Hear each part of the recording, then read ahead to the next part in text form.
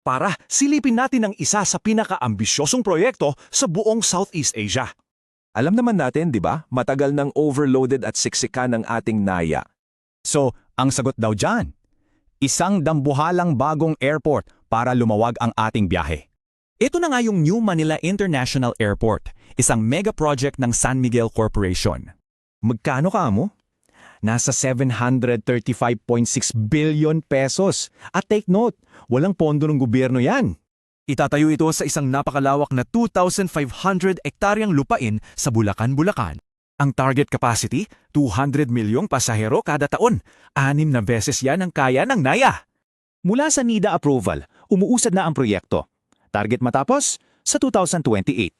Pero siyempre, di maiiwasan ng mga issue, lalo na sa epekto nito sa kalikasan. Pero para sa bawat issue, may mga katapat daw na aksyon, tulad ng river dredging. Pangunahin dito yung Saribuhay sa Dampalit, isang malaking biodiversity offset program. Sa simula, 4 na parallel runways agad ang plano, at pwede pa itong maging 6. Paano makakarating dyan? May bagong toll road at rail link na ikokonekta sa Metro Manila. So hindi lang ito basta airport ha, ito'y isang modernong gateway para sa lahat. So ang tanong, kayang-kaya ba nitong baguhin ang koneksyon ng Pilipinas sa buong mundo?